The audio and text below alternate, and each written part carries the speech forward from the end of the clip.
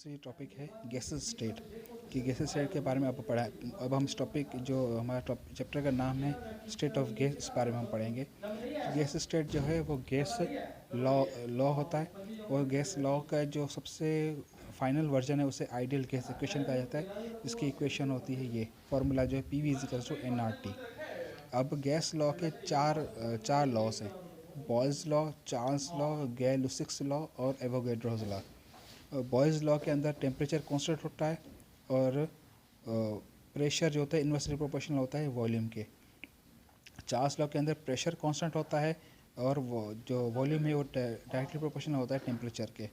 गाय-लुसिक्स law में volume constant होता है और प्रेशर डायरेक्टली प्रोपोर्शनल होता है टेम्परेचर के। और एवोगैड्रोस लॉ में volume is directly proportional number of moles के। नंबर ऑफ मोल्स से वॉल्यूम का डायरेक्टली प्रोपोर्शनल होता है। इसका शॉर्ट फॉर्म याद करने के लिए है, बॉयल्स लॉ को हम BT से शो करेंगे।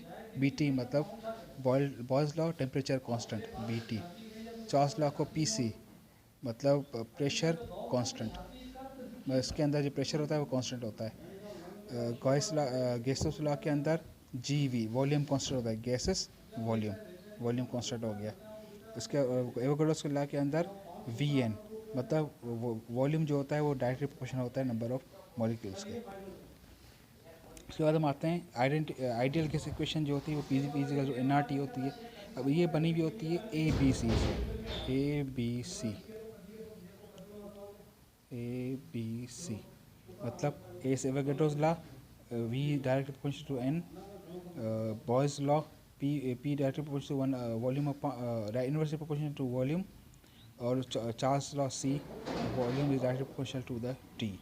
तो हम इसमें से P इसमें से लेंगे, V भी यहाँ से लेंगे, डायरेक्टली प्रोपोर्शनल करेंगे, U यहाँ से लिया, और N लेंगे यहाँ से और T लेंगे हम यहाँ से। फिर इसमें एक चीज़ कम होती है, इसमें कांस्टेंट चाहिए होता है। किसी भी बैलेंस इक्वेशन को बैलेंस करने के लिए कांस्टेंट चाहिए, तो हम इनवर्सली डायरेक्टली प्रोपोर्शनल को हटा के = लगाएंगे और = के साथ R जो है वो कांस्टेंट हो जाएगा। तो इसकी हमारी इक्वेशन बन गई PV = nRT।